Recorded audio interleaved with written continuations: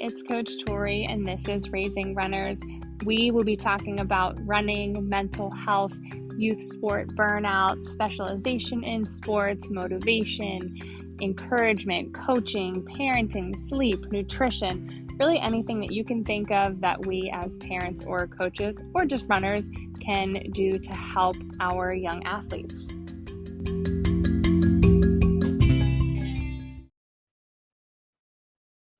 Today, we get to talk to Tilita, or Coach T. She is a certified strength and conditioning and nutrition coach by trade, competitive track athlete by talent, and goal digger by nature. And that was goal digging as in GOAL. She will get more into that when you hear the interview. She is super inspiring, super motivating, really fun energy. It was so great getting to talk with her. I left there wanting to be a executive of some really important company, also an Olympic athlete, also just the best person I could be. So she just really, and I mean, that really is what she does. So she does high performance coaching. And she really does help you feel inspired to set really aggressive goals and achieve those goals. So it was really fun getting to talk with her. We get to talk about track. I get a little excited to talk about all things running, track and field. I get more insight on what an Olympic development athlete is, what that life looks like.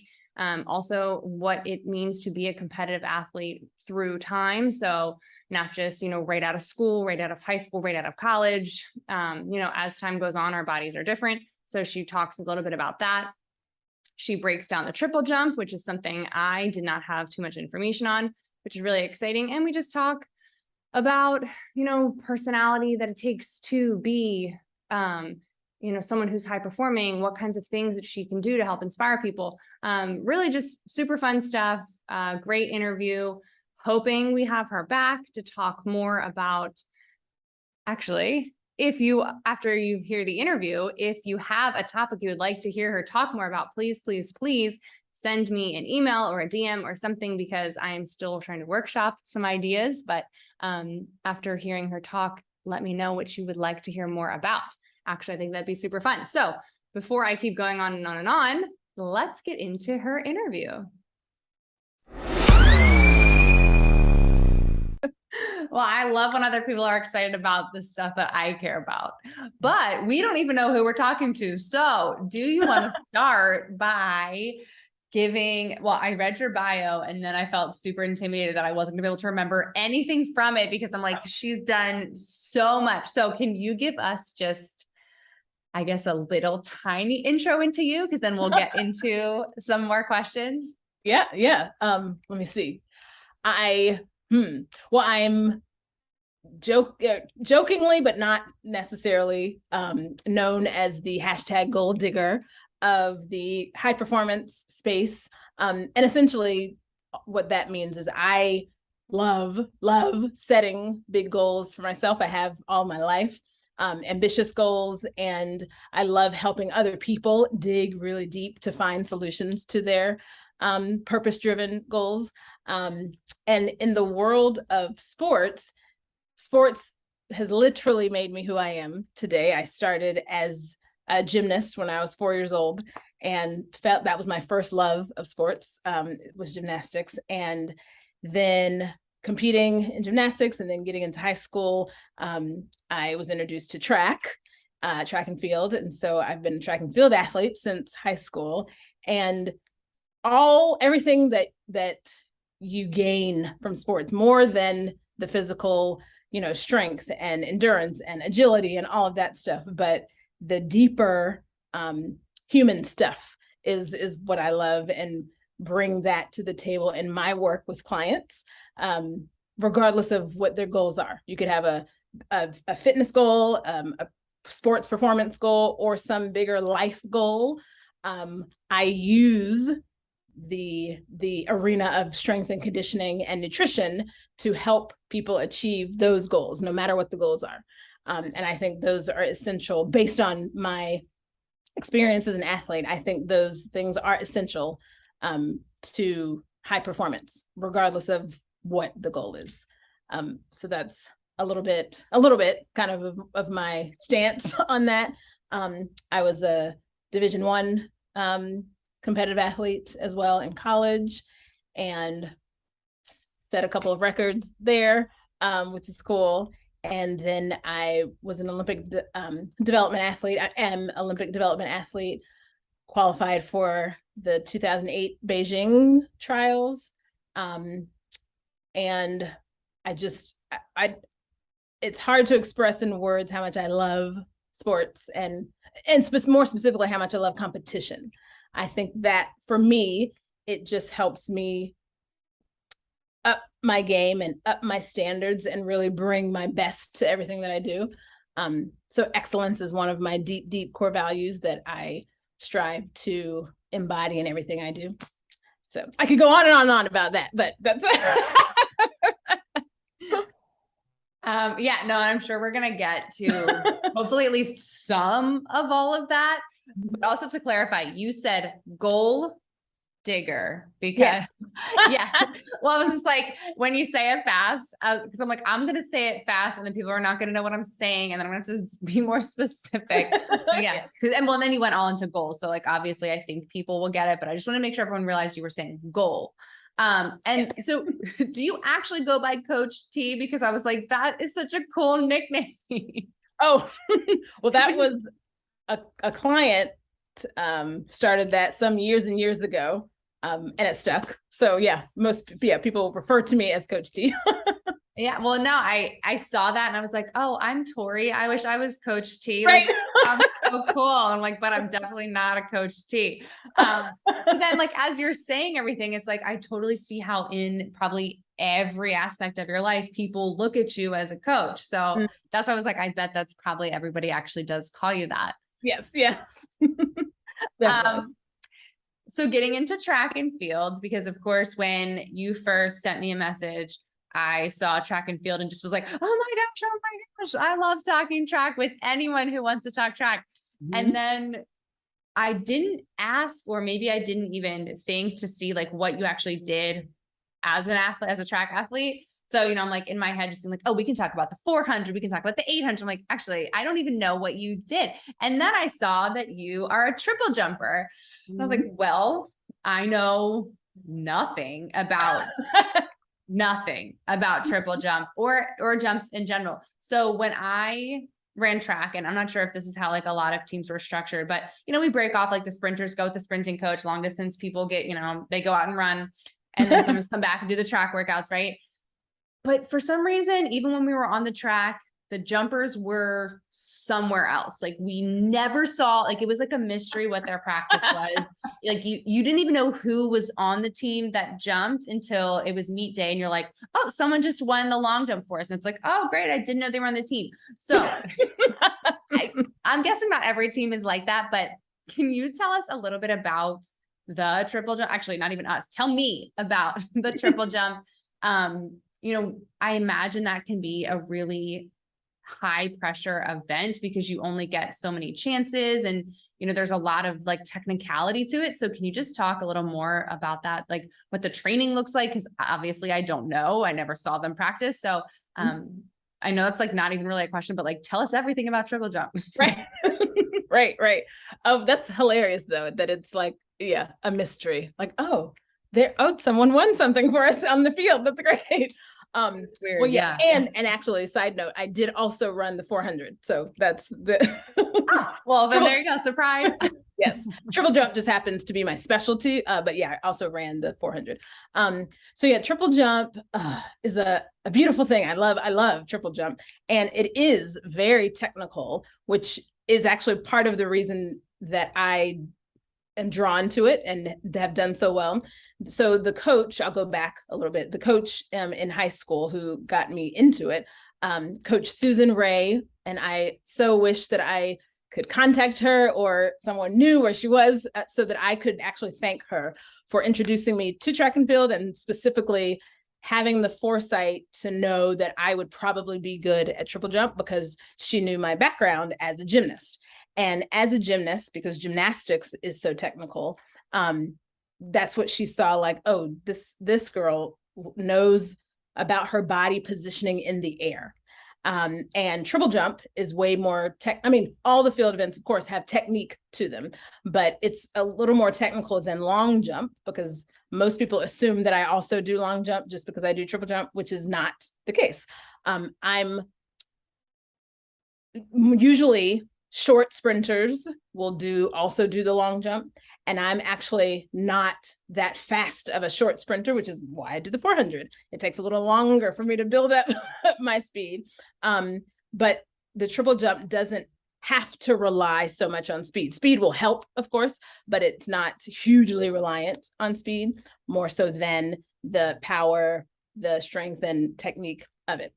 So triple jump is 3 phases to the jump. So it's the same runway that you see a long jumper on, down the runway, and then that sand pit at the end. But there are 3 phases that you go through to get to the sand pit. So when you hit the board, it's a hop on one foot, then a step onto the other foot, and then a jump onto both feet into the sand. And so the total distance from that first hop to the sand is what's measured. And that can be a very long distance. So my longest was 13 meters and 13.10 meters, which is about, 43 feet and some change. And I like to joke, I met a coach out here. I live in Los Angeles currently, and I had met a coach at UCLA who was a old long time ago world ranked triple jumper. And they joked, but it was very true. When you measure the width of Wilshire Boulevard, if anyone knows Wilshire Boulevard, the width of, this is a main street here in Los Angeles, he could jump from one side of that street, triple jump, that is, from one side of that boulevard to the other side. And when you look at it, if you're just standing looking at Wilshire Boulevard, you're like, no way. But that's just to give you perspective of the difference between the length of a triple jump versus just one all out long jump. You cover a longer distance. I'm glad you put some perspective on that, because when you said 13 whatever meters, and I'm like, can't picture it. Right. It's far, but can't picture it. Right. Well, first of all, if anybody knows Coach Susan Ray, let's connect, right? Because we're looking for her. This was in North Carolina. That's where I grew up. All right, everybody in North Carolina, if there's any of you, you know what to do. But so do you have a favorite part of the triple jump? Like, I imagine some, like the hop, skip, or the jump, there's got to be one that's easier, or no? That's a great question. That's such a great question. So yes, for me, the hop, hands down, is the easiest phase. However, the goal, or one of my former coaches, his goal was to see if we could even out each phase a little bit more, because my hop phase used to be so much longer than the rest of the phases. So if you go too much, or if you jump too high, like the goal is not to jump high, it's to jump far. So horizontal more so than vertical. But if you give too much oomph into that first phase, then there's not a lot left for those second two. And so though it is kind of typical for a lot of jumpers that each phase get shorter than the previous phase, but his goal for me was to kind of even them out a bit. And so even though the first phase, yes, was easiest, it was challenging to quote unquote hold back all of that from the first phase and build it up so that I could have enough for that final jump into the pit. Because that last phase was my downfall. That was my weakest phase, was my third phase. So yeah, other than actually strengthening my body and, conditioning it to do it better, technique wise, we were working on getting it a little more even so that last phase I could have a little more. So yeah, to answer the question, the first phase definitely by far was the easiest. Yeah, I was not picturing that being it, just because I'm imagining hopping being the hardest, and I feel like I definitely can't hop very far. But that's also why I'm not a triple jumper. So can you tell us a little bit about I imagine because you started in high school, right? That kind of practice and training is very different as an Olympic development athlete. But can you tell us a little bit like what kinds of things you do in practice physically, but also because it is such a technical thing? And I imagine the mental toughness you need to recover from either like a missed jump or I don't know what they call it, a foul or something like that.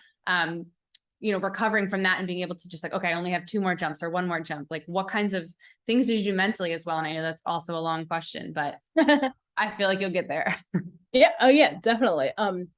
Yeah, these are great questions. Well, first, yeah, I'll go physically, because it is a combination of, and because I also, me and my coach use the 200. So I also run the 200, not necessarily as like super duper competitively, since that's not my specialty, but it helps still doing the 2 and the 4. It helps my physical strength and doing speed work and things like that. There's a crossover to triple jump and the speed down the runway.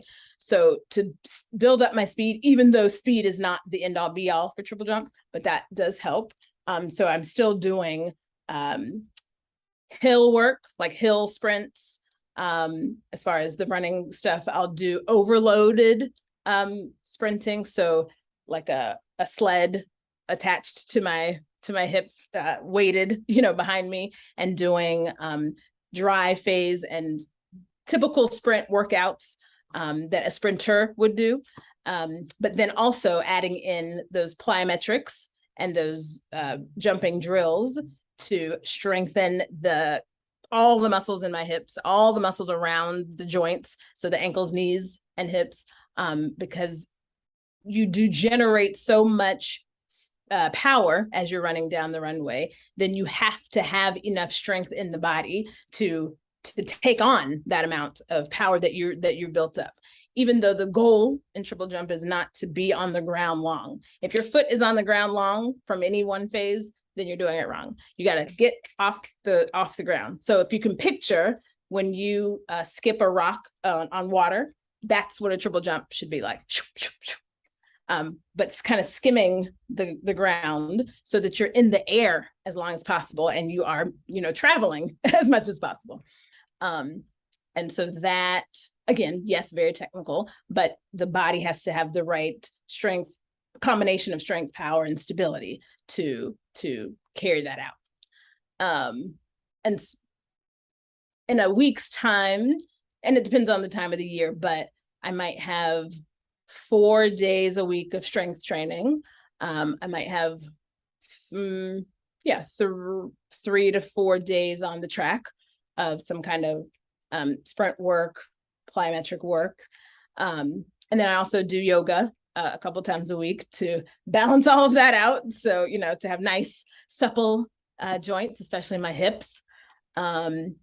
And yeah, I like to, especially since I, as a fitness professional also, so being a strength and conditioning coach myself, I understand the importance of different modalities and what it can contribute to your performance in sport. So it's not all about the high intensity work. It's not all about that. Me and a couple colleagues often talk about the mundanity of excellence. And I always forget his name. It was a psychologist or sociologist back in the day, had written a paper. It was either swimmers or volleyball athletes, and looking at those things that aren't really the big, sexy, in your face things, but those things that we have to do day in and day out that are the boring, mundane things, but that keep us at that level of excellence. And he had called it the mundanity of excellence. And I never forget that because it's so true. So something as boring as me standing, doing like a leg cycle drill and making sure my foot is cycling under me correctly at the right point, just doing that over and over and over. There's nothing exciting about that. It's not necessarily taxing on your heart rate. You're not sweating. Your muscles aren't like glistening in the sun and burning.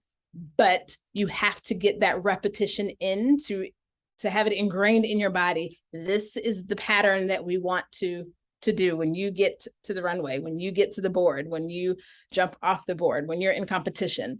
And those little things matter. Those habits matter so much. And that's the mundanity of excellence. So yeah, so that leads me into the mental part that you asked about, which is also part of that mundane work, visualization and breath work. And literally, I intentionally set like 3 times in my day where I'm taking 3 deep intentional breaths in the beginning of the day, in the middle of the day, and the end of the day, simply to calm my nervous system, simply to reset my body, so that we're not, because so much can like build up in our day and on our plate and in life, and that can affect our performance hugely, and we don't realize it.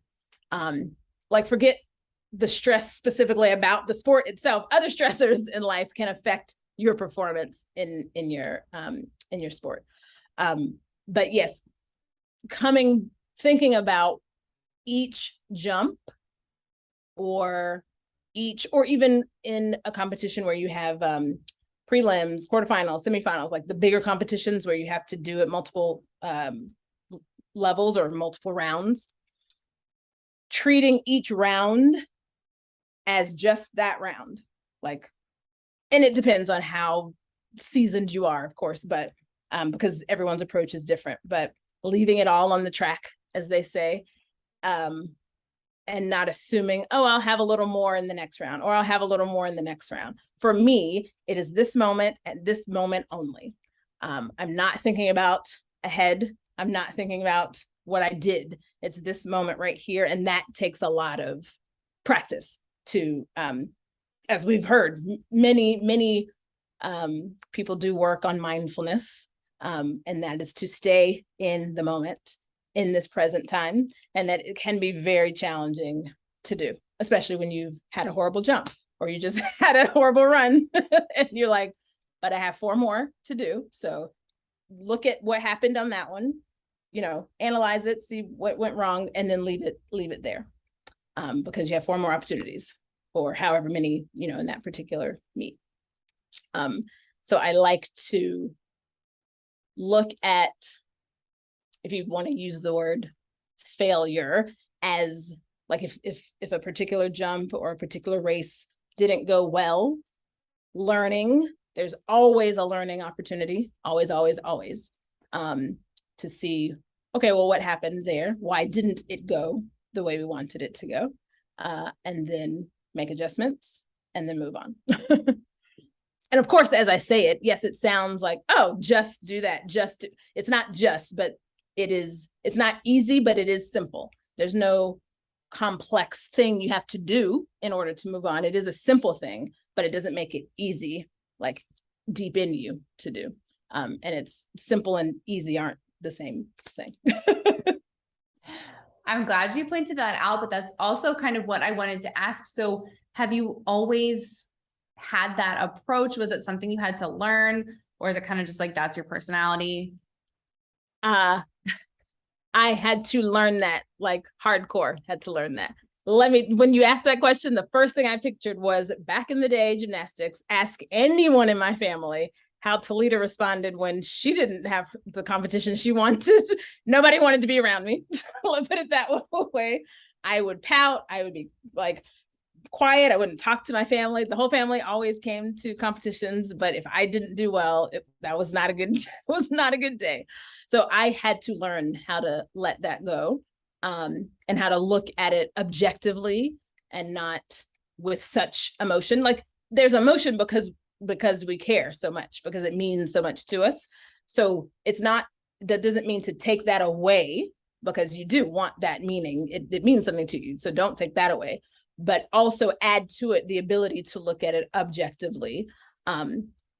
Again, because you care, you're doing that so that you can improve, being able to look at it objectively. So yes, I had to learn that. I'm trying to think when did it really set in? I can't pinpoint. It was just a gradual progression and a gradual learning, like from different mentors and different coaches, and it just finally set in. But yeah, there's no one moment that I can pinpoint. No, I mean, I think it's probably one of those things that all of a sudden it's like, it clicks, but it's like, yeah, when did that all kind of come together? Right. So I totally get not being able to be like, oh, it was at this track meet also. And I was like, Right. oh, I got my head right. Woo. Right, exactly. And it's ongoing practice too. Because every moment it's one of those things you think, oh, you've learned something and you can feel the difference because now you're implementing, but it doesn't mean, oh, I've arrived and that never ever is a problem ever again. No, of course it, can come up every now and then. And it's just a test or a reminder, oh, wait a minute. You know how to do this. You know how to deal with this. Like the reaction is there, but when you just step back and take a moment, then you can respond instead of react. So yeah, that can be tough to keep it in check. And so you're still a competitive track athlete. What does that look like? Because you do other things as well. But what does that really look like for you? Because I imagine training is pretty intense sometimes, but also I know that like track kind of, especially on the professional level, like it's not like there's a meet every weekend, at least that I don't know about, but like there are only so many meets, there's only so many chances. The Olympics, you'd mentioned being an Olympic development athlete. Am I saying that correctly? Okay. I'm like, that's not something I talk about often. But like that only comes around so often too. So what does that really look like? Right. That's a good question, especially I'm gonna go back a moment, or not even go back, I'll go inward for a moment. It's been challenging for me because this has literally been my sole goal all of my life, to be an Olympian. And back when I was a gymnast, that was the goal. Gymnastics, of course, we know when you're 13, it's time to retire. So that one doesn't have much longevity, but as much as other sports. But yeah, when I got good, like when I was getting good in track and field, I thought, okay, so here's my second opportunity that I can have to be in the Olympics. And because I've been so singularly focused on that goal, other life stuff, that your friends go through and that other people celebrate milestones in their life is not something that I've done, like whether that's have children or travel the world as much as I would like, or things like that.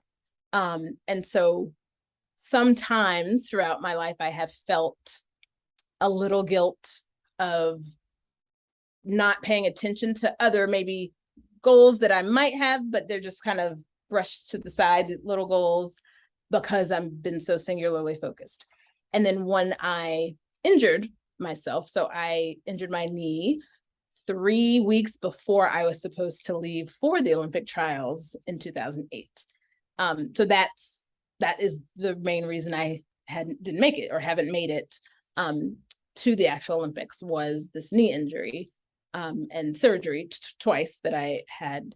And it was those moments that I struggled thinking, okay, is this some kind of sign that I need to take my focus elsewhere?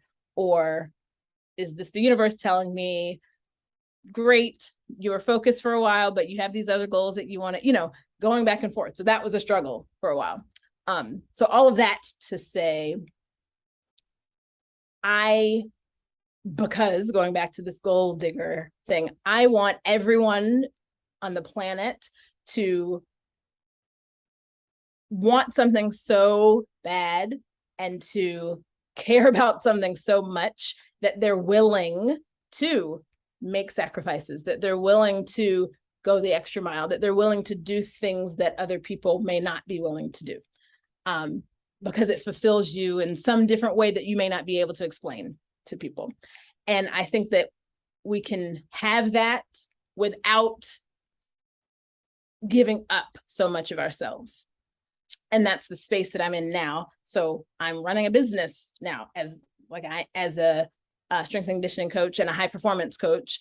And so balancing that, running a business, as well as still having my own athletic goals, that's tough. But I do it knowing that for two reasons that kind of allows me to still push forward. One, I know that there is no one way to achieve a goal. There is no, like, yes, this runner did it this way. This track and field athlete did it this way. These 10 did it this way, but that doesn't mean that that's the one and only way there is to get it done.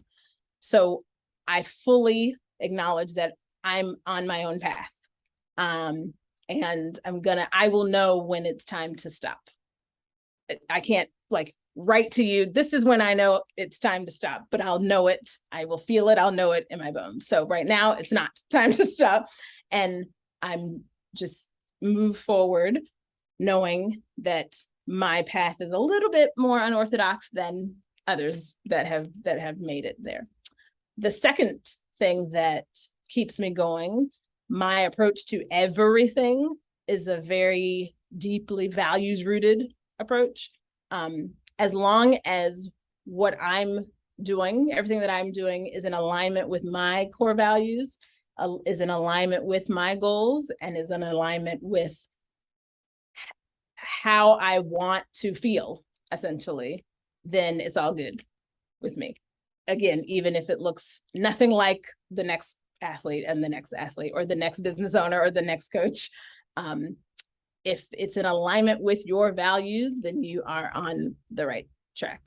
It doesn't make it easy. That's not what values rooted means. It just makes it, there's less friction when you're in alignment with your values, as opposed to doing something you feel like you should, or people have told you this is the right way to.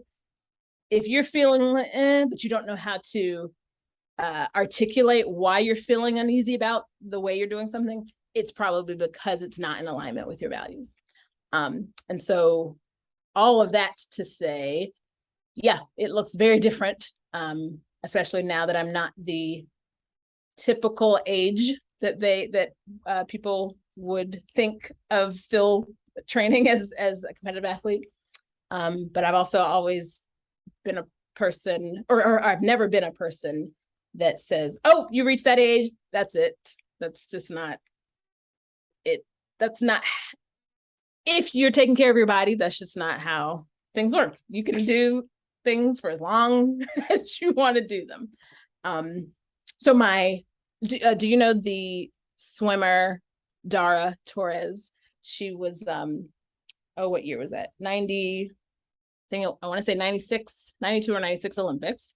She was 41 years old when she won a silver in her, I forget exactly what her event was, but that was unheard of. A 41-year-old winning a silver Olympic medal.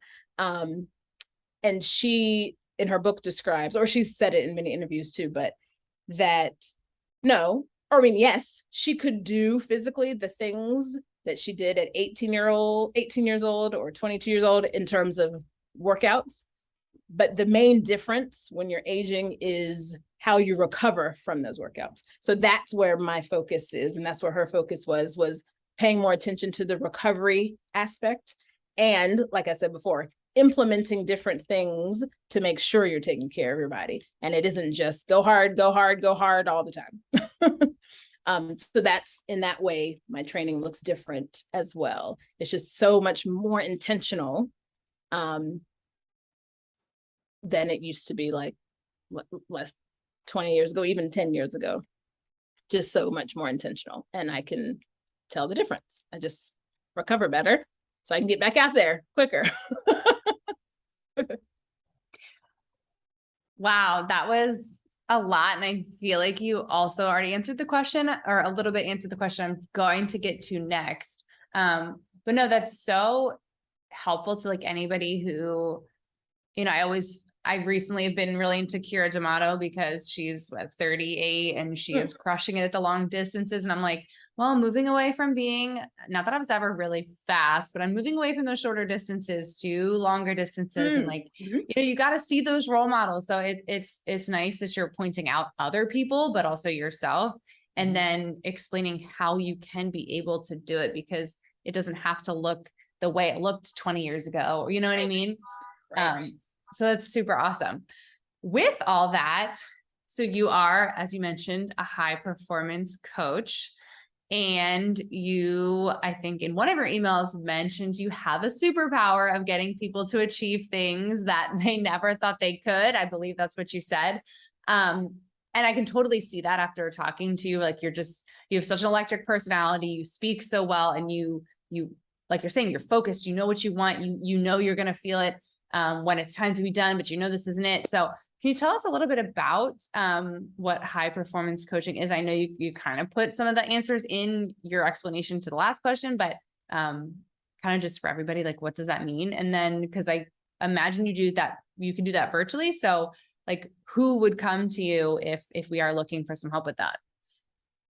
Yes, definitely. And you said you can always stop me when I go off on a tangent, because when you said yes, I could, that was a lot. So yes, my answers can be very I don't know, deep dive sometimes, and because I just love talking about this stuff. So yeah, stop me whenever.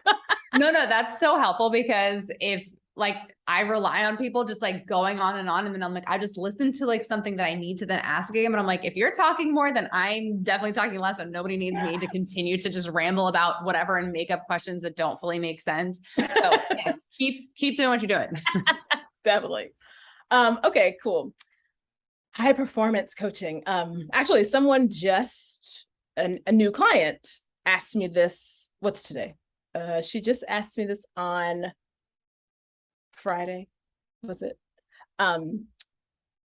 What we were having a strategy session. So basically a consult of someone interested, potentially interested in training. And she had read the same thing. She's like, so what does that mean? And because especially this particular client's goals have nothing to do with sports, right? And most people, when they hear high performance, they automatically think sports. And yes, that is a form of high performance. But for most, I do work with a lot of runners, but separate from those runners, the other clients who I work with, like general fitness or people who really want that sense of accomplishment in their lives, people, high achievers. I work with a lot of high achievers and high achievers in life, not high achievers in fitness or high achievers in sports necessarily, but high achievers in life. They love that sense of accomplishment and being better and doing better every day.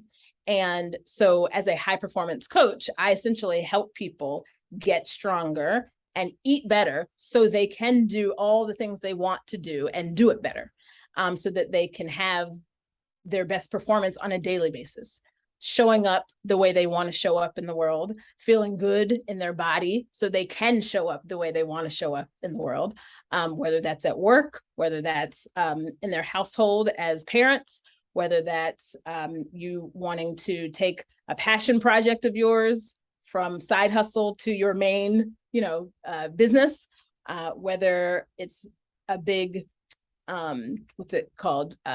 Bucket list thing that you want to accomplish, like hiking the Inca Trail or something, being able to feel strong, feel capable, and really tap into your courage to take those steps to do that big thing you want to do. That's what I specialize in. In a nutshell, I was telling someone else also, I specialize in unapologetic high performance as well. So I have also worked with a lot of people, and I'll give that a little context, who they have these big goals and they're afraid to work towards them for various reasons. One of which is that the friends that they surround themselves with, or their circle of people, don't have these same kind of ambitions. And so they're afraid to outshine them or make them feel bad in some way. But to me, that's actually doing your friends a disservice. That's doing people in the world a disservice if you are dimming your own light. It sounds, to some people, it sounds nice. It sounds noble, like, oh, let me dim my light so I can help others shine brighter. But I actually disagree with that. You being able to work towards the thing you want to do, you being able to tap into your strengths and shining bright is what allows others to do so. It gives them permission to do so. It gives them a reference point. It gives them inspiration. It gives them all of those things. And so that's why I say unapologetic high performance. That's something that used to come up when I was younger. I just, how do I say? I happen to be good at a lot of things that I would put my effort towards. So I don't mean just naturally be good at it. My mom used to tell me that she noticed anything that I put my mind to and said, okay, this thing I want to do, she would notice that I would methodically take the steps to do it and get better at the thing and then really excel at it. And other people who were not experiencing that, they might feel bad. And then they'll like joke if they see you do something not so good, like, oh my God, finally, Tilita's not good at something, but that to me, that's whack. That's weird that you would say that. Why wouldn't you be celebrating your friends who are great at things, Anyway, again, that definitely is a tangent. But my point is, I learned, even though it didn't feel good inside when people would do that, I learned to not hide it though. I like this thing, I'm good at this thing, and I'm gonna keep doing it regardless of, and I'm gonna keep doing it well, regardless of what others say. And so one of my goals, personal goals as well, is to find those people who are also that way, who do celebrate you. Like, you want to surround yourself with people who are going to celebrate those things and support the goals that you have. So all of that to say, high performance is doing the best you can at everything you want to do. And I use strength and conditioning and nutrition and goal digging mindset work to accomplish that, to help people accomplish that. That is so awesome. And it has me being like, what goal do I need to work on now? So I'm like, yes. I want to be like that too. Right. Yeah. So being that way is one thing, right? You talked about how you have kind of always been, you like competition, you like achieving goals, you like all those things. How did you then take that to being able to help other people do those things? Because like being able to do it yourself is one thing, but then also being able to help other people do that is kind of a different skill set, right? Yes. Ooh, that's a great question. Because, we've talked about this many times. Me and my partner, he was a basketball player. And certain coaches that he would point out who were not that great on their high school team or their college team, but have become some of the best coaches in the NBA. So it's interesting. Some people, just because you can do does not mean you can teach. That's like, it's not an automatic. So it's a great question of how did I would say, it's the combination, I think, of things that I really love and the combination of my values. So one of my values is connection as well. So I love connecting with people, and I love learning about what lights people up. Like, I want to know the thing that you get giddy about. I want to know like what you get excited about, and seeing people tap into that, which makes them what's the word I'm looking for? Uninhibited, kind of like just get out of themselves and just be like when we're kids. I love that. And I could, like, this conversation I could have with you all day long. Just learn it. I want to learn more about you and talking goals and values and all of that. So connecting that connection piece with growth and development as another value. And so wanting to be better. And I think, I don't know if I can say all athletes, but certainly most athletes that I have interacted with and talked with agree that when you bring, like, your competition or another fellow athlete brings their best to the table, it makes me better. Like, no athlete, no true competitive athlete worth their salt or grain, whatever that saying is, wants someone to be hurt or be sick while you're competing against, because I know you're not at your best. So me beating you doesn't mean anything if you're And so tapping into what really will make you bring your A game, bring your best, is like hard to explain why that just lights me up. Like I get excited about that. And being around people like that makes me better. And so combining that, I think, is what helps me be able to help others, because I naturally want to see them do better. And even if you don't consider yourself an athlete, I've often said that there is an athlete somewhere in everyone. And by that, I don't mean that there's some athlete in there, we're going to find what sport that is for you. That's not what I mean. But the qualities of an athlete, there's some quality in there for everyone that will help, bring the best out of you. And then I would say simplifying. And this part I had to learn as well, to simplify what my process is, like the things I've noticed in my athletic process over the years, simplifying it to those who are not athletes. Because I learned this thing called, we have unconscious competencies. I learned this term a few years ago. All of us do, whether athlete or no athlete. We all have some unconscious competency where we just know it like the back of our hand. We do this thing every day like it's nothing, where someone else would look at it and be like, oh my God, how do you do that? Or, oh my God, something simple like you meal prep every week. Oh my God. Or you make a full balanced breakfast every single day, or you have a morning routine, or, little things that we take for granted are a big deal for other people. That's your unconscious competency, something that you don't even have to think twice about, but it is a very integral part of your day-to-day that makes you show up the way you show up in the world. Does that make sense?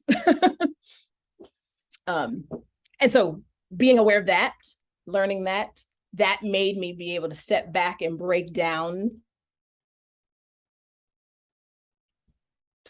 and realizing, oh, this small step can be a huge thing for somebody else.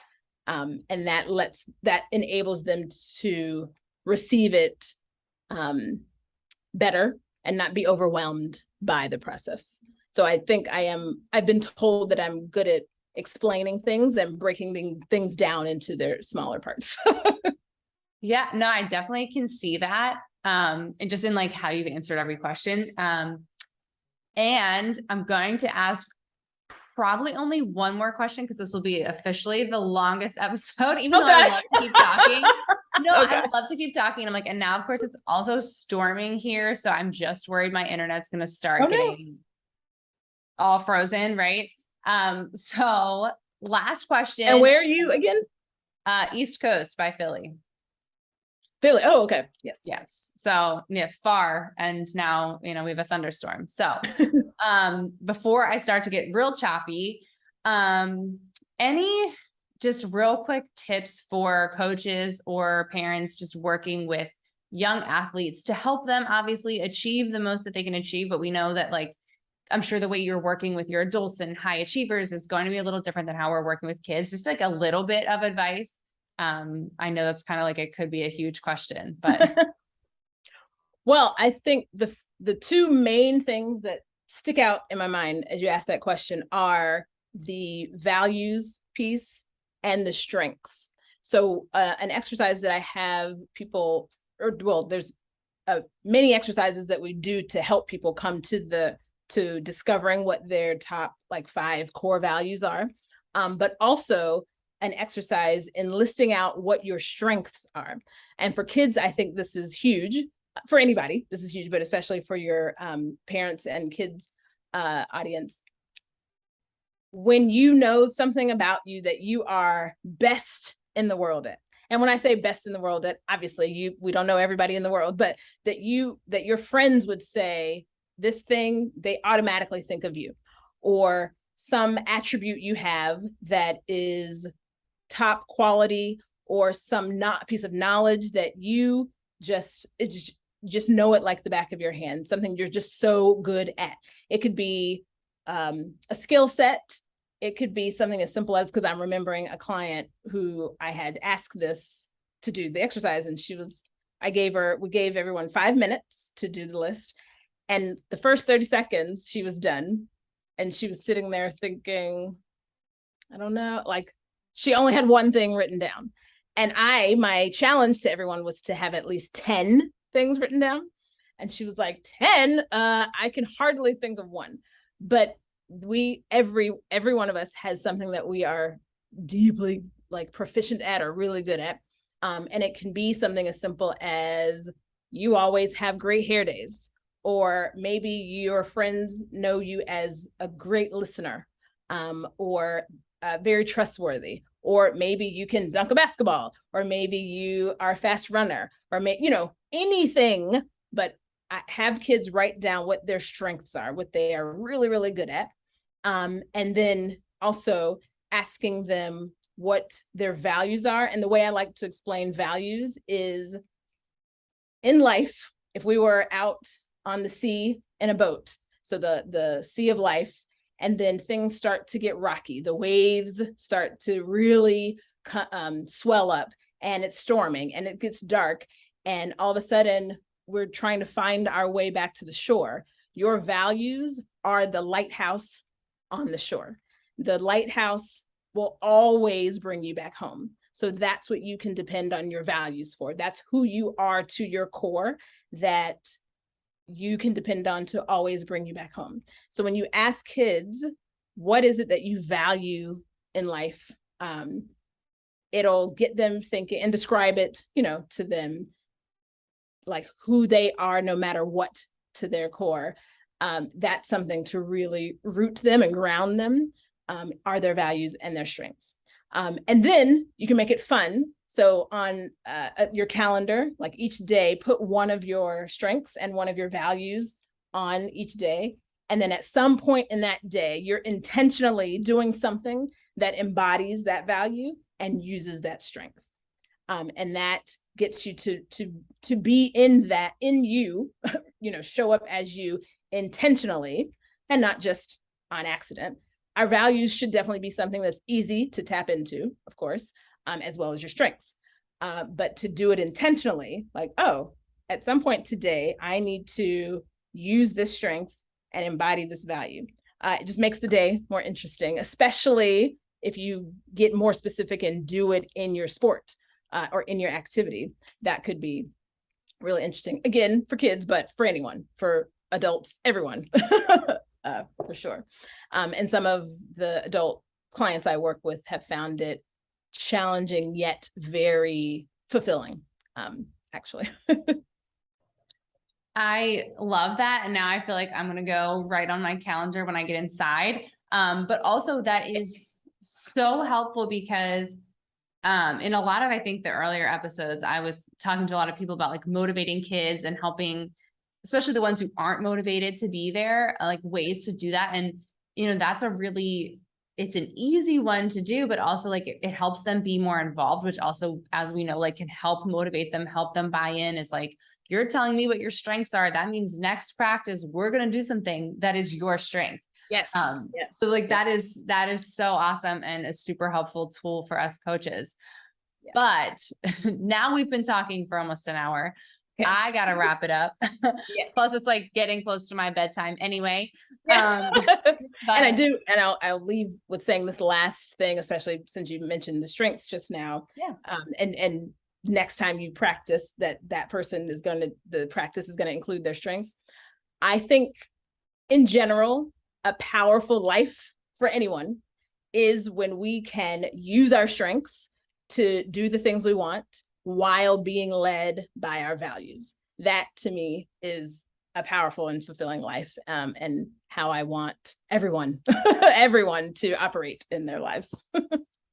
Yeah, no, that is like the perfect ending. So how can people find you? Obviously, I'm going to link stuff so that it's easier for them to find in the notes, but just real quick, how can people find you if they are looking for a high performance coach or a strength and conditioning coach, or just want to watch you do triple jump. So yeah, right. Let's see. Well, on Instagram, I am Tilita is the handle. So IAMTILITA. 2 of them will pop up, and both of them are me, but one you'll see is me as a coach, and then one is my other passion and talent, I guess. I am a performer as well. And so that page I just started recently, just so you don't get confused. I'm going to change the names soon so that they are more distinct, but just I am Tilita is the main one that you're looking for.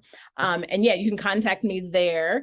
And I do complimentary strategy sessions. So yeah, if anyone wants to strategize a little bit on the next steps that you can take in your own goal digging journey, then I'm happy to have those conversations. So yeah, DM me and we can set that up. So I am Tilita on Instagram. Awesome. Thank you so much for your time. This was so much fun. Obviously, which is why we talked for a long time. So thank you so much. Thank you so much, Tori. Thanks for inviting me. I just want to thank Tilita so much, or Coach T so much. Again, that was such a fun, energizing, and inspiring conversation. As you've noticed, it's a little bit of a longer episode, and I had to cut us off because I was like, this is going to go on way too long for people to be able to, stay attentive, because usually the episodes are a little shorter, but I felt like everything was just so important, so worth it. So great to talk to her. So really hoping that we'll be able to have her back to have another really fun chat, because I hope you guys enjoyed it as much as I did. Because if for nothing else, I would like to talk to her again.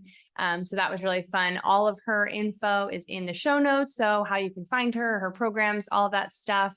Again, she helps not just runners, but business owners, anybody really who is looking to achieve their goals. So that could be you. So check out her stuff. Also, we are slowly wrapping up our interview series here. We have a couple more weeks, I believe, of episodes, and then we're going to be transitioning back into 1 time a week with some more focused episodes, really diving deep into specific topics. Some of that will have guests, some of that will be just me, some of that will be recapping some of the really great information we've had. Sometimes it will be going through different studies and other topics. So if you have any topics that you would like us to chat about, questions, anything like that, please email me at marikeyrunclub@gmail.com.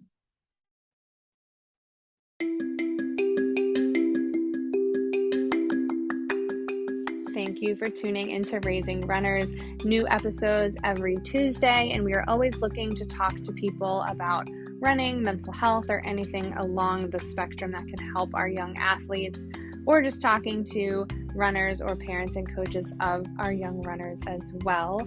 Hopefully you find our resources helpful. If you have questions, comments, or anything else, feel free to email me at marikeyrunclub@gmail.com.